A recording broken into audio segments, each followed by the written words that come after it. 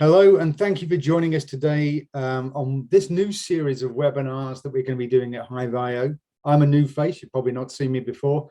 I'm Andy Nams, I'm the new CEO for HiveIO, and I'm super excited to be joining HiveIO at this kind of pivotal time in our history as we shift away from being a pure VDI player to more of a strategic edge player. What you're going to see today is the kind of start of our winning combination series, where we brought together some of our ISV partners, Intel, Lenovo, and appCURE, to start to build out onto these winning combinations and start to show how you can drive digital transformation, taking those reasons why you went to the cloud and moving them closer to the edge and taking the technology that you have and making it work better for you.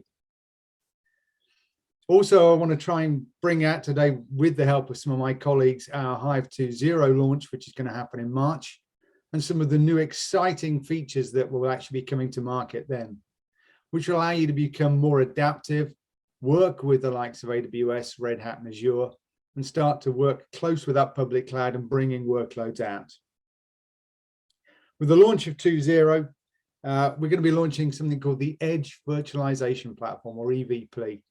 And Greg and Andy are going to take you through that product and some of its key features. So from HiveIO, I've got with me Andy Mitchell, who's the EMEA SE, Greg Dietrich, who's the VP of Customer Success. And both of those guys are going to take you through a lot of demonstrations, alongside Steve Horn, who's the CEO for appCURE, Derek Purcell from Intel, who's going to talk to you a lot more about the Optane processor sets. And then Rob Ellerton is going to introduce Mike Taylor from Lenovo to take you through kind of their Edge SE stuff. So thanks again for coming. Let's kick things off. And I have the pleasure of introducing to you HiveIO's dynamic duo, Greg Dietrich and Andy Mitchell. Over to you guys. Thank you. Thanks, Andy. Good morning, good afternoon, everybody. I'm Greg Dietrich. I'm the Vice President of Customer Success here at HiveIO. I'm on today with Andy Mitchell. Good afternoon, everybody. I'm Andy Mitchell. I'm a solution architect for HiveIO. So without further ado, we're just going to give you a little bit of a heads up on what Hive Fabric is for some of the attendees who don't know. So Greg, if you want to start this off. Absolutely.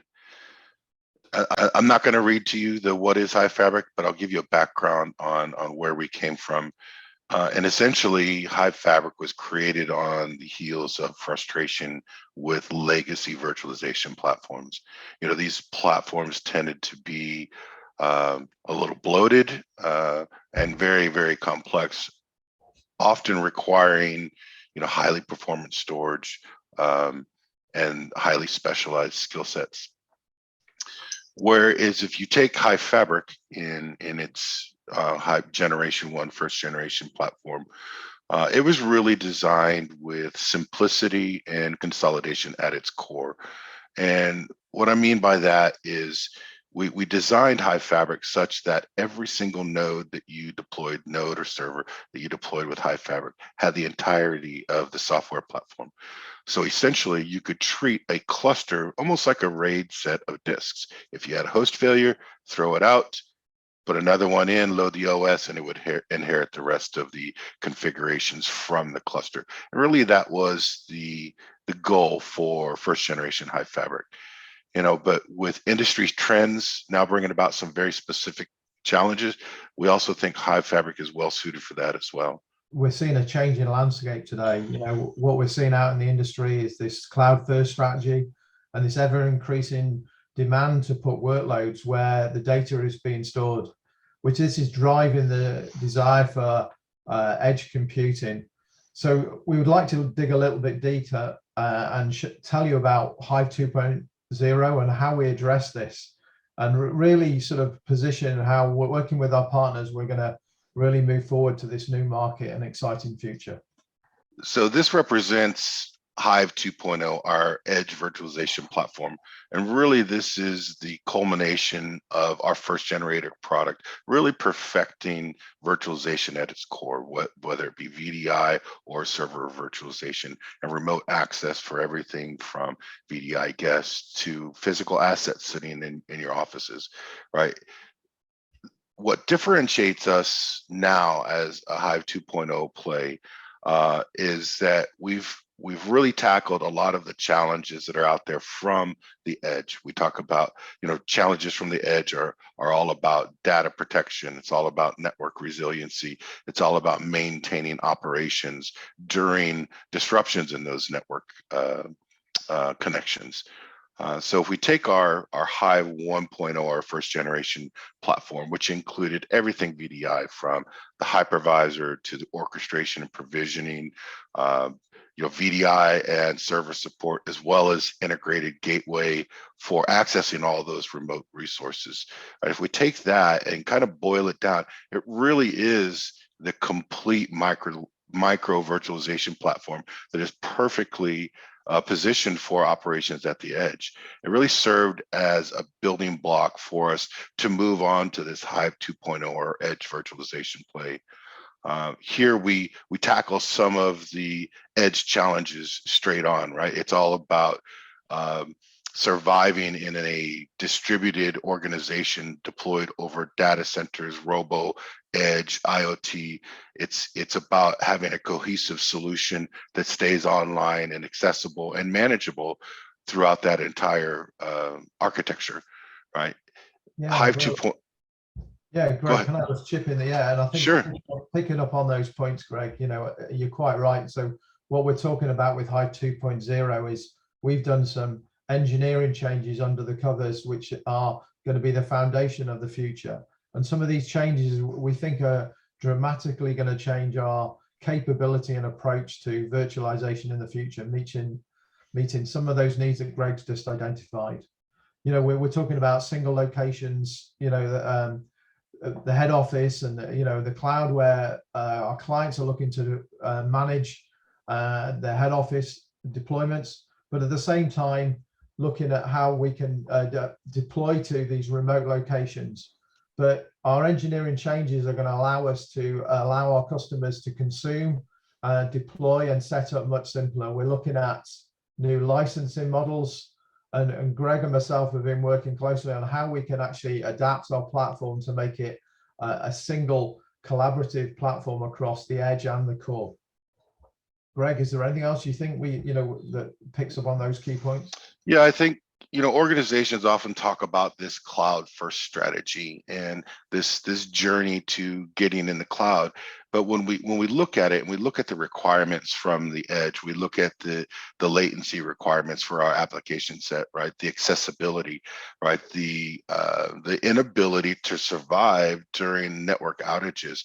Really, cloud first strategy doesn't fit every single scenario, right? So that's where our edge virtualization platforms comes in, again, to operate during these network disruptions, during these quick rollouts, right? It's all about serving the data center as well as the edge. Yeah, and I think picking up on that point, Greg, I think you're very right. And we look at working with our partners, Lenovo, the infrastructure at the edge also changes. We're often seeing these edge deployments not having purpose-built data centers with air conditioning. So we're looking at a different approach. So how do we support and manage these? And working with Hive, and our hardware partners at Lenovo who are here today, we're really excited about how we can change the dynamics of deploying these kind of infrastructures to the edge. Let's take a minute to kind of go through what it means to deploy Hive Fabric. So we'll all get comfortable on our seats and we'll go through a short video of a complete deployment from bare metal all the way to guest access. So it's a 3-host cluster, bare metal. We're going to build out hyperconverged storage. We're going to create all the specific VDI aspects, tying it into a domain, creating a VDI template, as well as deploying and accessing the pool. So we're going to let that play in the background. The entire time that it took us to deploy this cluster was only 40 minutes, right? And I'm not going to make you sit there through 40 minutes of a video. We are going to accelerate, but I wanted to give everybody the idea of just what it takes to deploy Hive Fabric from soup to nuts. And while this video runs, we're going to talk a little bit more about some of the business challenges that are associated with virtualization at the edge, right? In these new distributed organizations. I think just picking up on that point, Greg, this is a great video, and I think it demonstrates the simplicity and some of the ethos of what Hive Fabric is about. And I think, you know, we've seen this now, the speed at which we can deploy this, obviously understanding this has been accelerated. So Greg, you know, with the experiences we've had, you know, what would you identify some of the key challenges you think we've been experiencing?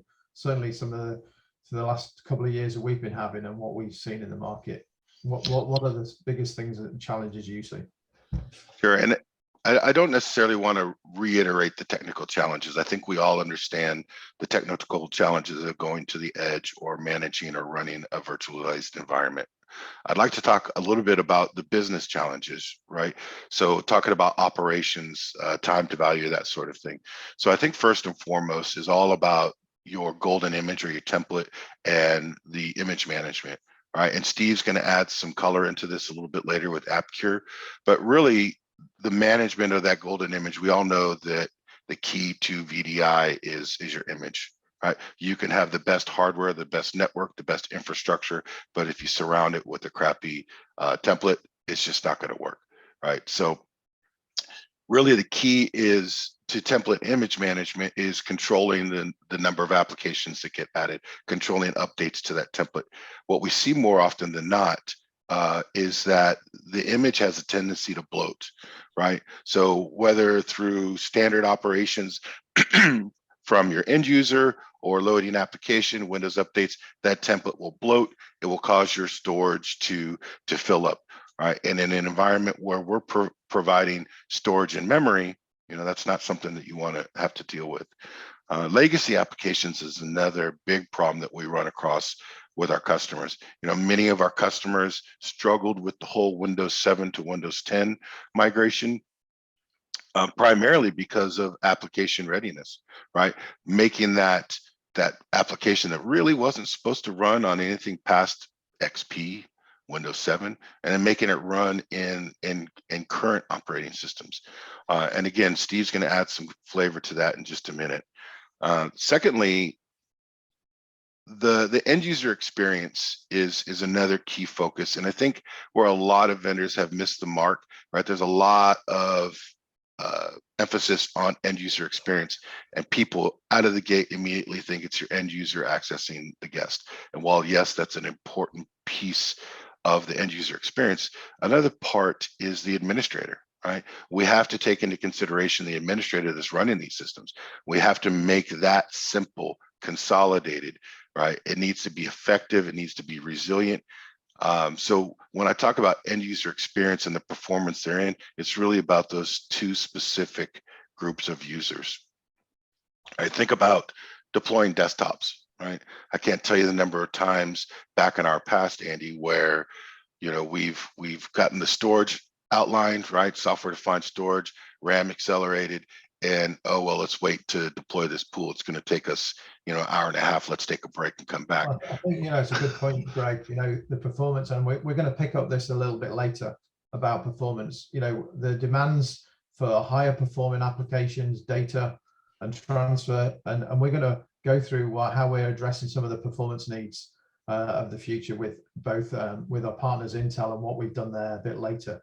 But it really does become, you know, a fundamental component of the whole end user experience and satisfaction of the customers. Because at the end of the day, we're addressing what the business needs. It's all very good us talking about technology, but at the end of the day, it's the experience that our customers get is absolutely critical. And I think you hit another aspect right on the head, Andy, earlier when you said something about the hardware for, you know, the right hardware for the right deployment, right? A lot of times, you know, we get stuck in this, a server is a 19-inch rack server or a blade server or something like that, right? And that doesn't always fit the bill, right? So that's why we've partnered with Intel and Lenovo today to bring to you some of those new architectures that are uniquely positioned to operate at the edge. Hey, So Greg, just, I think the video's just finished, so yep. Do you want to just wrap up on that and tell us? Yeah, you see the time? I beat your best time, Andy, just saying. Down. So this is a completely deployed 3-host bare metal to guest provisioned and accessed in 40 minutes, complete with hyperconverged storage, standalone gateway, certificates are in place, everything is done from soup to nuts. This is a Hive Fabric deployment, what you can expect from your Hive Fabric deployment. I think just one last point on that. You know, we see so many customers who want to test technology. We see certainly in the health sector that they're time poor. They don't have time to run POCs, but you've seen here in 40 minutes, we've built a platform, and we've done some great work with Lenovo where we've done POCs, and we've got loan kits to help our partners do POCs and evaluate our technology faster and faster. Yeah, absolutely. You've done a tremendous amount of testing and work in this area, Andy. So I'm going to let you guide this. Tell us about some of your work with Intel and the Optane persistent memory that you've done. Yes, and thanks to the team at Intel who gave us access to the labs. When we first heard about Optane persistent memory, we were really keen to test this because, as Greg mentioned before, we're unique in the industry in being able to use RAM as a primary storage pool. So with Optane memory and its promise of amazing performance and low latency, we were really keen to test how this compared against using traditional storage. And I think the results speak for themselves, as you can see in these graphs here. And we have a white paper that we can share with you if anybody's interested, but you can see performing almost 50% higher performance than NVMe storage. But the real kicker of this is the price. With our RAM storage and using Optane memory, the same server configured with Optane persistent memory compared to the same server with DDR4 memory was nearly 37% cheaper. So you're not paying a premium for this amazing enterprise class performance, and this, you know, really does make a difference. I think this really touts building for your load, right? And this represents, you know, a host that's going to run 100 or 150 desktops, because with the Intel Optane memory, we can actually fit that much in memory, Optane memory running in memory mode. Yeah, and I think, you know, so what, at the end of the day, technology is fantastic, but what does it mean to our customers? And what we've delivered, and we've done some excellent case studies with some healthcare partners who've run platforms against our competition. And we're seeing more and more today a competition against Microsoft Azure, WVD or AVD as it's now called.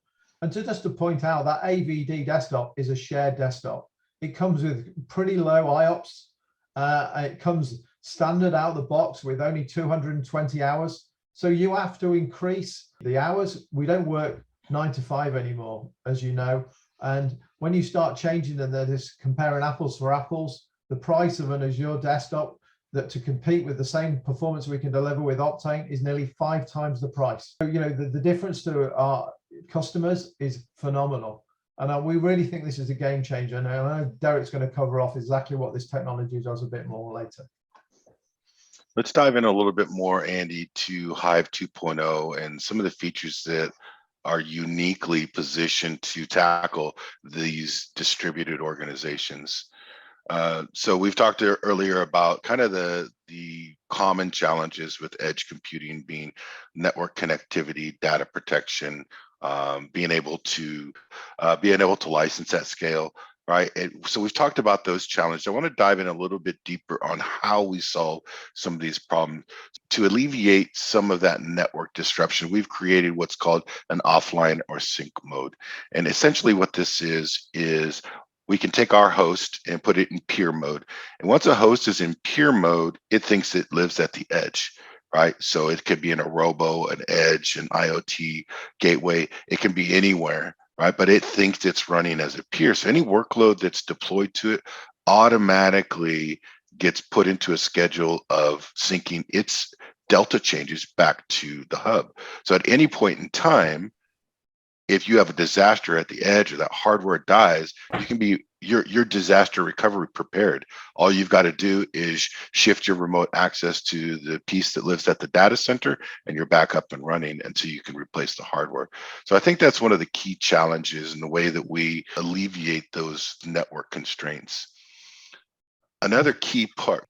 Sorry, I think that's really great. And I think, you know, part of this strategy, these edge computing, as we mentioned before, I think it's important to note that as we talk through all of these features, all of these functionalities and architectures, this is one product. It's one single installation, right? You install a host and you're done. There's no additional software installation that's required. So as part of Hive 2.0 and the Edge virtualization platform, we bring forth a couple of very key architectures, right? The first being a hub and spoke architecture, being able to run your corporate environment like you see here, but have your robo, your edge, your IoT environments that are outside that corporate data center operate as spokes of the hub. Right, that's going to enable that synchronization that I talked about and enable that instant disaster recovery should some sort of disaster occur, right? An architecture that's very similar to the hub and spoke is a distributed edge, where we take the management nodes, right? Put a VM in the cloud, put a VM in 3 different geographies in the cloud, it doesn't matter. And those serve as just the management pane of glass for the rest of the environment. So they won't service any virtualized workloads. They'll sit up there to represent the management of your distributed organization across Robo, across Edge and IoT. Just because there's no workload there in the cloud or as part of that distributed edge management, we still allow that sync, right? So you can connect that to some sort of cloud storage and enable that sync, and everything's going to be replicated back to that cloud storage, again protecting you and your organization from disaster.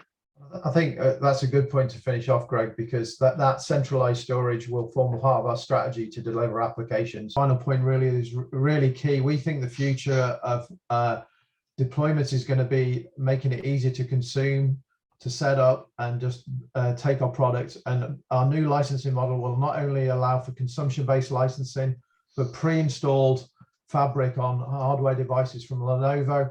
You can literally have an organization license and just keep consuming, because we know that every time we put another device out there, we don't want to be going through this same process of providing another quote for another 5 licenses. We're going to make it much easier in Hive 2.0 to consume and expand and roll out your platforms. All right, so I think enough about us. Let's move on. Let's get Steve and the rest of the team involved. So with no further delay. Thanks, Andy. Thanks, everybody. My name's Steve Horn. I'm the CEO of appCURE, and I'm going to give you hopefully just a very brief whistle stop on what is appCURE in the future of application delivery. So we all know, I think we discussed the problem today, which is around moving the old applications and then moving them to the modern desktop server images. And the problem is that it's a maze of having to move from one to the other. Will a Windows XP app work on a Windows 10, Windows 11 image? Is it a good app? Is it a bad app? Is it a production app? Is it, it all depends on the point of view of the end user of the application. So every application is a good application. What you need to be able to understand is how to move it. So as we've just seen, very, very quickly, we can build a workspace. 40 minutes, I think it was. And the biggest problem that we see today is application transition projects tend to not go in lockstep with the 40-minute creation of a huge environment. And it usually runs something like this. So the problem that you've got is you can't run a 40-minute project and then run a year to move the applications. A proof of concept today isn't giving you a desktop and giving you Office 365. That concept works. What we need to do is be able to move you and your workspace to an environment and be happy. The problem is that usually ends up like this if we are doing it at this time frame. What we've got to do is readdress the balance and be able to move the applications in lockstep with the speed of which the workspace and the underlying environment can be created. So what we've done at appCURE is giving you an administration set of tools which can help you to move older out of support operating system applications to in support operating systems. So that's the big key here. If there's companies that are, or you're in a trust or an NHS environment that is running old operating systems, you are in an out of support situation, and you are probably trying very, very desperately to try and get to an in support get the tick in the Cyber Essentials Plus, whatever you need to get, and then move forwards with the confidence that you can stay in that supported operating system. So what we also try and do is not change. We want you to have a standard Microsoft format. So give you something that is a standardized format so you can go forwards with a level of confidence that you don't have to keep paying additional fees for things like vendor lock-in or containerization or anything of that such. Now, the other thing that we try and do is give you the ability to have a look at your applications and see if there's any vulnerabilities like viruses, keyloggers. There's been a load of press recently about compilers where people build applications and they compile the application and it has a virus or a keylogger automatically put into it. Not any fault of the developer, but it's like malicious code. So so what we want to do is give you the tools so you can manage going forwards. We can manage going forwards and you can reduce project timelines. Because what we need to understand now is applications are a continual problem. We need to give you the tools to look at the what if scenarios. If we do this patch, if we do this update, what is going to happen? So this is what we do. So appCURE, the CURE in appCURE stands for capture, update, remediate, execute. So we are the only company globally that will be able to capture an application from a running environment while it's in production and then move that to potentially a new modern operating system. So we can look at the ability to update those applications, to remediate them, to see if there's any errors and they need fixing, and then give them across to you so you can execute them in whichever way you wish to deliver them to either your virtual or your physical platform. So this is how we actually do a running capture. So how we do it is we put an agent on the machine. It could be the machine is a desktop or it's a server. And then what we do is we interrogate all the moving parts. We then move that across and we move it into a format, which is either an MSI or an MSIX. And then what we then do is we then give you that into a folder for you to execute out very nicely onto your very 40-minute created brand new into the world HiveIO environment. So to be able to do this, we have to look at multiple methodologies. Multiple methodologies is very key here. What we have to do is understand the fact that there are too many application variables in the world. There are an unknown mix of applications in an estate. You've got information which is limited or lost. You don't have install media. So we have the capability of basically capturing all of your applications and then either doing a running capture, an install capture. We can reconstruct an application installer. We can even run older applications that in theory should not work on a 64-bit modern OS.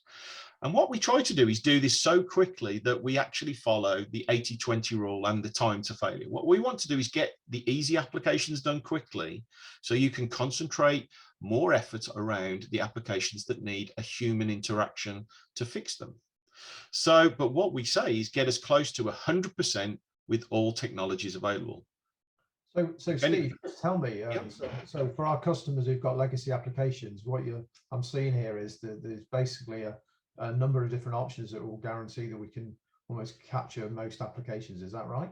Yeah, that's it. And we'll show you an application from 1982 if we have time that will sort of show you what you can actually do when you start to look at applications and to go forward. The problem has been how to move applications when you can't, when there's no install media or the people that used to know about it are no longer within the business.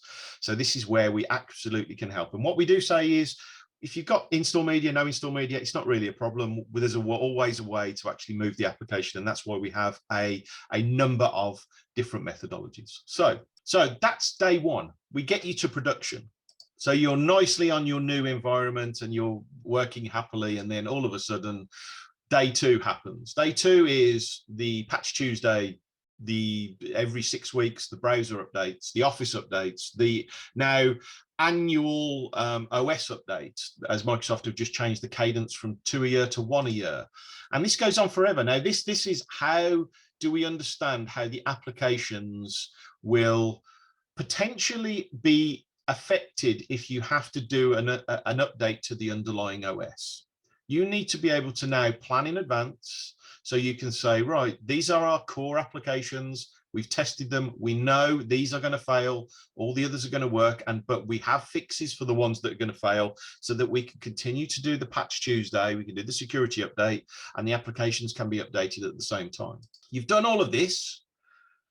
And then now what you need to do is deliver. So now there's the theory around applications and dynamic application delivery is maintaining a master image, a gold image that is as pristine as you can keep it. If you keep a pristine image, you're going to have a much better experience going forwards. It's going to be a lot less administration time. But if we can move to an MSIX, which is Microsoft's new format, there's a lot of web pages on this, where you can actually look at how we can package into the new format where we can preserve the functionality of existing app packages. We can look at dynamic delivery of the application, and it is a user-centric solution. So what this actually does is gives you the ability to do block level delivery and block level updating of applications. So what this means for administrators is you can deliver an application and you can tell the application to look back to where it's come from and see if there is a newer version.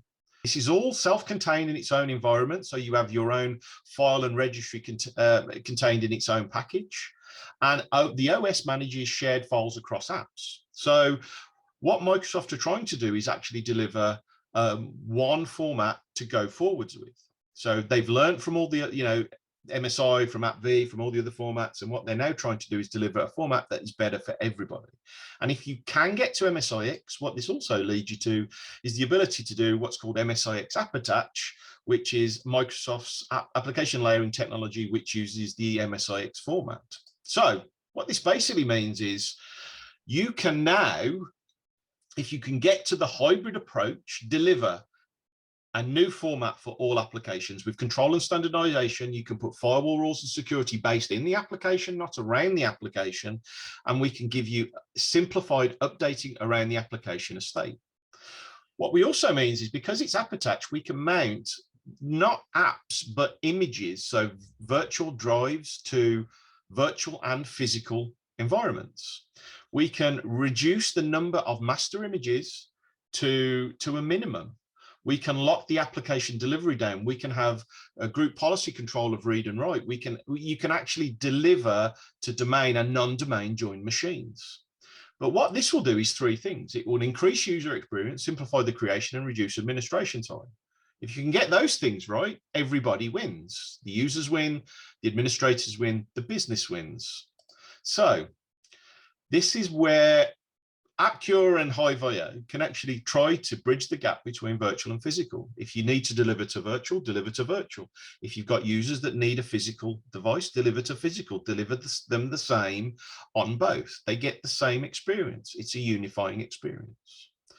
So what this actually means is we can actually do what's called the compound desktop.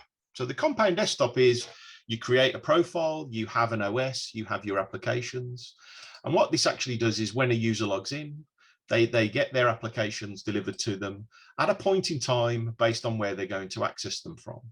So you can have the same experience on a virtual environment with HiveIO as well as a physical Windows environment on a laptop or a desktop. What this also means is if you have multiple users on a desktop, a nurse or a doctor, different people with different applications, you can deploy them all down to the physical machine, and the doctor and the nurse can work on the same machine, but the doctor will see the doctor's and the nurse will see the nurse's application subset. This is all available today to be done. So this can be all streamed from on the local machine or streamed from hosted storage or cloud storage. So with HiveIO, you're able to actually, do all of this today very, very quickly. And all we're trying to do is help you get those applications done quickly at the same time. And now I'm going to hand over to Andy to show you some of this. Thanks, Steve. Just bear with me. I will open up. Steve, we've been working with Steve and we're pleased to show you today. We've actually got the appCURE Studio installed on one of our VDI images, which you can see here. And we've captured a couple of applications. Just briefly, Steve, can you tell our customers about the studio and so what the resources are? So if we have a client who wants to deploy this management studio, what kind of resources do we need? It's a VM. You just need a Windows 10 or a Server 2022 is probably better. So Windows 10 or Server 2022. Windows 11 is fine. Basically, there's a very easy set of prerequisites that you need. You need to be able to access the internet to grab some installation sort of files, and then you need local admin access, and that is it. This is an admin tool. This is the ability for you to create the packages. The end users will never see this. The end users will see the output from this. So what we do have is a couple of applications that we have done. So I can go across, if you want to go across the top. So we can do capture. So you can see there's running capture. Yeah, over the top. Look at the top. Yeah. Oh, sorry. Yeah.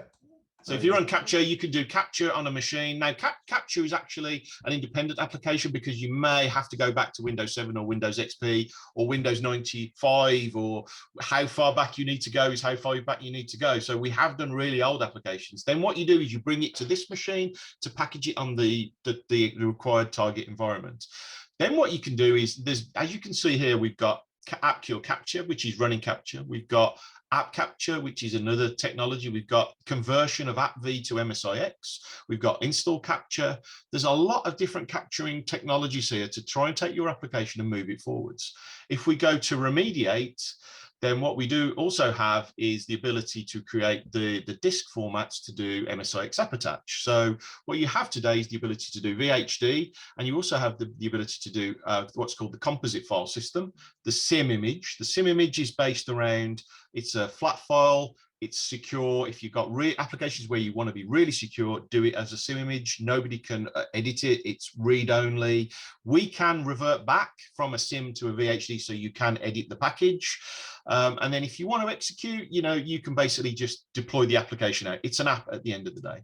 So what we've done for you today, conscious of time, and we've got to still have a few more sessions. We want to show you that we talk about what does this mean to our customers. We've got patient center here, a clinical application. It's clearly not talking to the NHS network, so it errors out, but the actual client end, which is about getting it on the OS, you can see here, we've got patient record, patient system here, patient center deployed to our Windows 10 desktop. Is there anything else you would add to this, Steve, and explain? Yeah, so the problem is this was they were trying to convert it for 17 months. We did it in 20 minutes. That's not going to be every application, but there are a majority of applications out there that can be done that easily. So that's one application. Now, if you look at the other application, people often say you can't do really old applications on Windows 10 or Windows 11. Absolutely, you can. You just need to have a little bit of understanding of what you can actually do within an environment. So this is actually a game that was written in 1982. It's a favorite of appCURE CTOs, and this is a 16-bit application. So you can actually do 16-bit within a Windows 10, Windows 11, 64-bit. And these games, these are actually done via app attach. So I believe if you opened up the disk management, you'll actually see that these games are actually, there's Putty, and you go down a little bit, you'll probably see there's Patient Center 1. That's actually running as an app attached disk. So it's on the OS, but it's not installed on the OS. It's running from a VHD. So, and that's what we can try and help to do at speed today. This is all about speed of creation and speed of getting you to the environment that's been created in 40 minutes. And any questions, come talk to me at the end. My role, just as a brief introduction, I look after the Optane sales through channel and helping our channel partners really adopt new exciting technologies, particularly based on Optane. So Andy had mentioned, in fact, Andy had done most of my job for me, telling me about the experience that they've had and how Optane has actually been quite a game changer for them. And in prepping for this, Andy mentioned and said, what are the key drivers that the market still see? What is happening? How would you explain it to someone who might not have heard of, in this instance, Optane memory? And there's actually typically 3 points of data that we look at, and I'd argue there's a fourth, which I'll show you in a minute.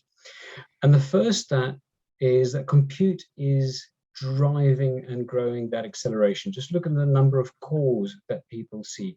That is growing faster and faster. That's the first one on the left. And in the middle, DRAM, traditional DRAM, simply is not scaling anywhere near as fast. It's tapering off, and that graph shows that. But on the right-hand side, we are seeing a growing need and a gap between how much data can be put as close as possible to the CPU. Now, I mentioned the PMEM is one product, that's the Optane persistent memory. There's also Optane SSDs, storage. And the whole thing is getting instantaneous insights. How do you do that when DRAM at this stage is not keeping up? There is the price. So that to me would be the fourth vector, and looking at the price differential. And there I've just taken, that's the two different prices just on the 128 gig RAM. And you can see there's a marked difference. And when you take Optane within a system, in a server, in a cluster, the cost becomes even more beneficial, and as well as allows you to go into even terabytes of data sitting within the server. Really exciting. We've been working with a number of hospitals on some solutions with Optane, where we're delivering over 100 desktops on a host with significant amount of memory and delivering great performance at a price point that we previously could not get anywhere close. And you'll see the price point of these servers really does make a difference, and you're not paying a premium for this great performance, isn't it, Derek? It really does make a difference.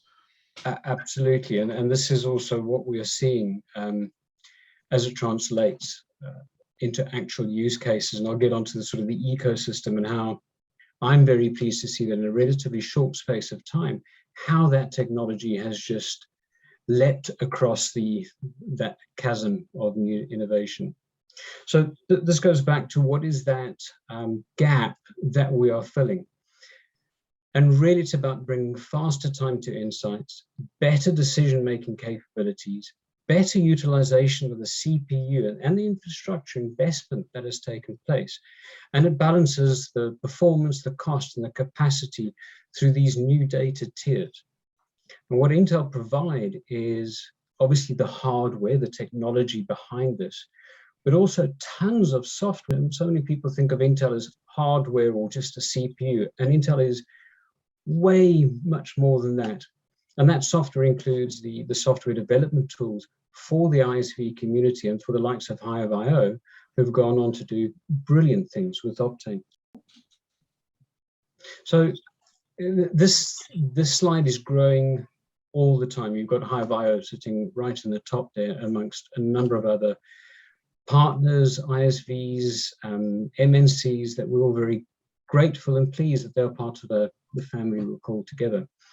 But it's our partners and the ISVs that are, to me, actually meeting the customer need and the business challenge. So if we look at HiveIO, for example, their solution offers a superb VDI offering based on the latest and greatest Intel technology, delivering extremely good performance in a cost-effective manner.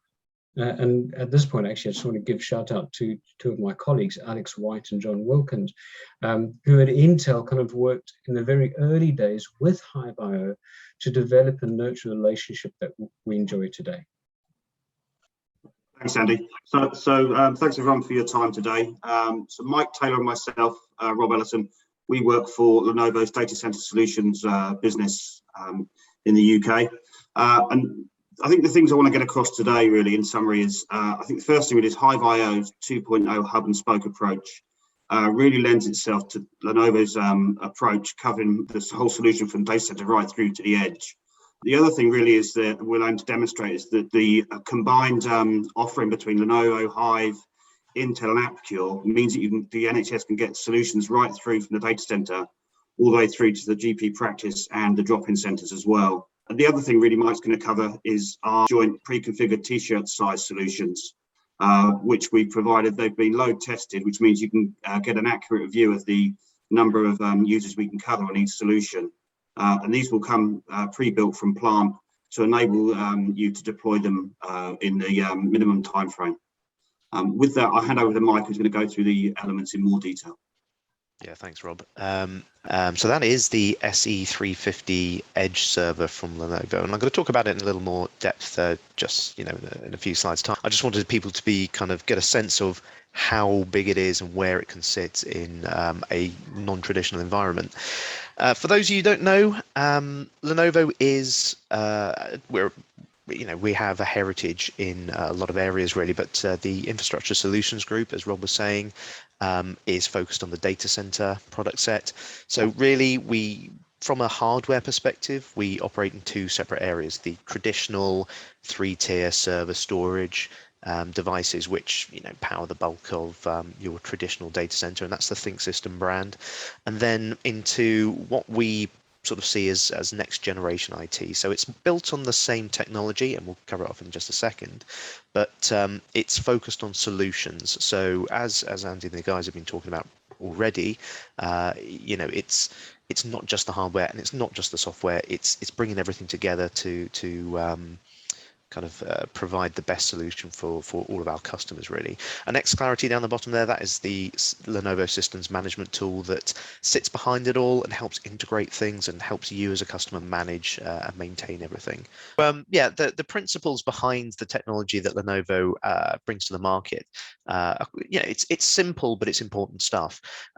More and more, as we're moving into the future, moving into software-defined solutions, people are sort of seeing that or believing that the hardware doesn't matter as much. And to some extent, it's true. It is becoming more of a commodity. But the way that Lenovo approach that is to make that commodity as reliable, as innovative, as high performance and cost effective for you as a customer as possible. The truth is, if you want to be running the best solutions, you want it to be running on very high performance and very resilient hardware without paying a massive cost premium on it. And this is one of the most important messages I think that we like to get out there. And by no means is this, an attack on our competitors. This is a study that's been carried out for many years now by an independent organization, and we have consistently reached the #1 position in terms of x86 products. So this isn't saying that your Oracle systems are going to fail. Well, I'll give you 16 times more than a Lenovo server. It's not going to say that your servers are going to be failing left, right, and center. These are good products from good companies. But what Lenovo has done is focus on ensuring that we are the best amongst our competitors in terms of maintaining operational stability for your companies. And we know many companies have done studies on how much unplanned downtime can cost an organization. So this is something that can be really important. And for the last 7 years, this takes us all the way back into when we were a part of IBM as a brand, and we were acquired by Lenovo almost 6 years ago now, I think. But actually, I think it was almost 7 years ago. So, this is something that we really, really focus on. Again, what I was saying before about xClarity, it's a simple thing. It really can make your life easier as a customer. So we can integrate into other parties' management software if you are already using the likes of VMware, Microsoft, etc. We can provision hardware in a far more effective and time-efficient way than a lot of our competitors. We can get them out there. We can get you to operation far more quickly, and then once you are up and running, we can help you monitor, maintain, and just keep your systems going as simply and unobtrusively as possible. So it's a really nice, simple user interface. You can kind of see it up on the top there, and it's focused on these sort of simple management tasks, and we try and help automate them as much as possible, but just take away a lot of the hassle from your everyday day-to-day management, really. I think we showed that, Mike, didn't we? With our installation, even from your yeah, absolutely, yeah. I mean, as you can see, we're a big fan of the Lenovo servers. We have them in our data center, and as Mike pointed out, we did the whole deployment, and we certainly find it a very intuitive management platform. So we're very happy. Yeah, and we do find that with our customers, they do find it nice and simple. And I don't want to get into a cost discussion, but frankly, it's incredibly nominal cost. You know, we basically include this with every server. So yeah, don't worry about this because I'm not going to get into a lot of detail on this. This just shows that Lenovo has a really broad portfolio. The stuff on the right-hand side, I'm not going to talk about today. It's not that relevant. The stuff on the left-hand side really does represent the vast majority of what is in today's data center, principally the servers, which are under the rack column. But what I'd really like to talk about is that edge server that I mentioned at the beginning, the SE350. You can see it there on the left-hand side. But it's really our edge focus. Working with Mike and his team, what we've been doing on some of our standard server, pre-configured, pre-installed selection of servers from that Lenovo, as you can see here. Mike? Yeah, so you can see the top sort of sections are really focused on the traditional 1 and 2U, 1 and 2 socket servers. Excuse me. And, you know, as Andy's been saying, as I think Rob was saying earlier, you know, they've been pre-configured, pre-designed to provide you with a simple way to deploy your systems with an idea of what sort of capacity you might get on those servers, as you can see on the right-hand side there. Yeah. Down the bottom there, we have that focus on the edge system. So we are able to, and these aren't by any means all that you can buy. These are flexible, but this is just a nice simple way that you can get to the solution. So we can tailor this to your individual needs. But as Rob, I think, was saying earlier, it just helps you get to a point where you can have a pre-tested solution that you know will work for a particular number of users. Now, the edge really obviously is focused on smaller environments. I think, Andy, you were going to sort of talk about a couple of examples. And I think, you know, you can see the ones third down group, those are our Optane servers, which we mentioned before and Derek covered off. They're those big bad boys there. And then the edge servers is the strategy for us in the new year. But the columns on the right, as Mike was pointing out, makes the scaling out architecture really simple. There's no complex centralized storage because it's a very much a server scaling architecture, which makes it really easy. And we've worked with Lenovo to make this really easy to consume, really easy to scale. On the left-hand side here, you can see what I think really people have imagined as the optimal strategy for moving into cloud first. You know, everybody, when the cloud has kind of come to the fore over the last sort of decade or so, people imagined that they would put all of their workload into the cloud, and then they would see value pulling data out of that into their on-premise, and you know, their workers would then see that value from that data. But in practice, as we've already been discussing throughout the whole presentation today, a lot of, well, the bulk of data these days is generated by mobile devices, tablets, kiosks in stores, terminals in a doctor's office, for example. So a lot of that data is being generated in edge locations and non-traditional data center locations. And really what you want to be able to do, rather than have to push all of that back into a cloud or into a traditional data center and have to work through everything and then sift through it to see actual value, you can use edge solutions to help derive value at source and then move that into wherever your core IT operations are located.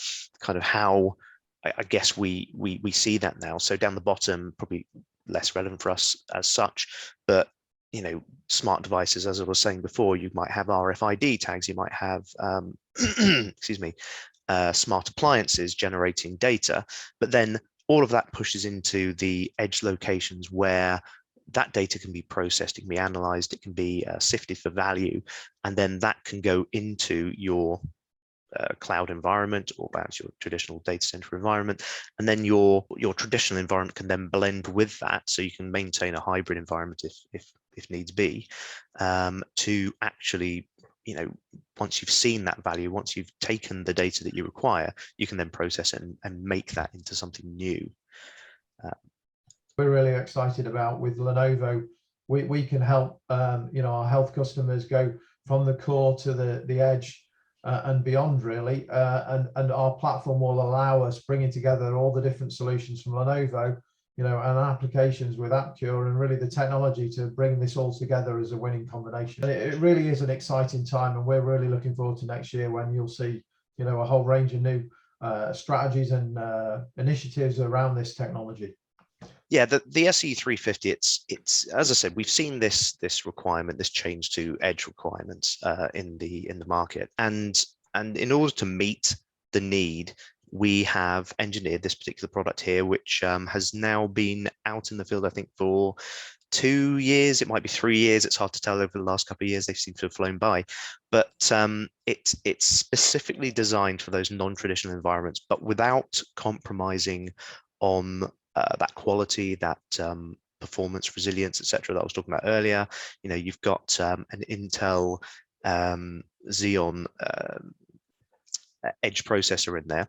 So moving into the next generation, when we get beyond this particular product, we are going to be seeing more the traditional Xeon Gold, Xeon Silver CPUs. But at the moment, we're a single CPU system up to 16 cores, up to 256 gig of RAM, 16 terabytes of local SSD, and that could be NVMe.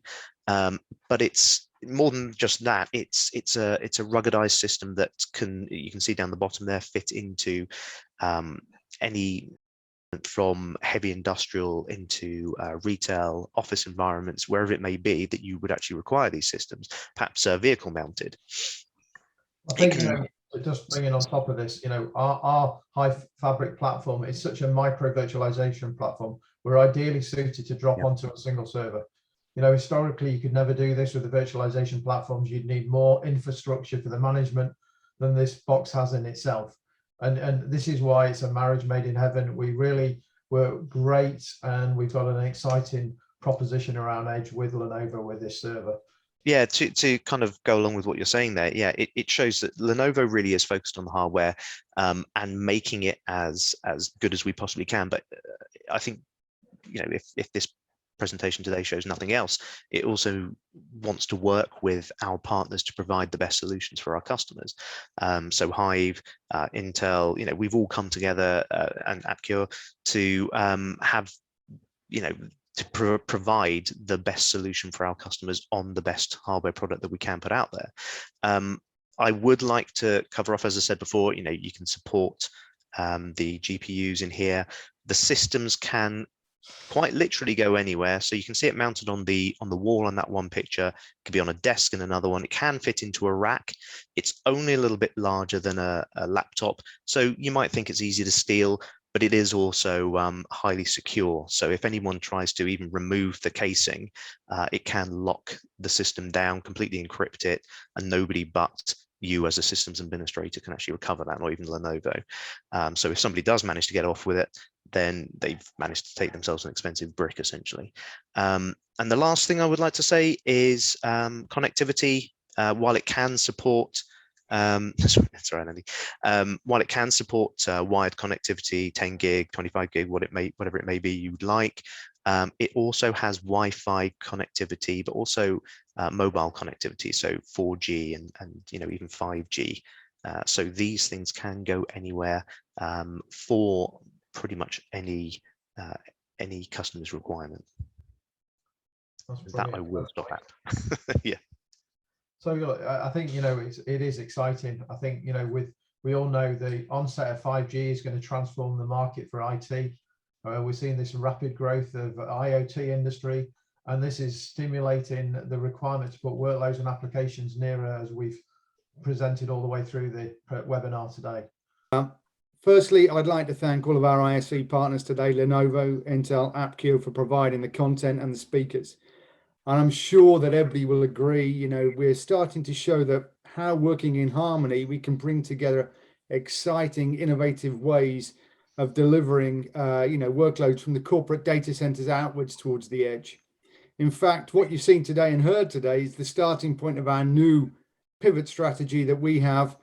So collaboratively working with our ISV partners, we're starting to create more and more winning combinations that's going to help you and your customers in their digital transformations moving forward.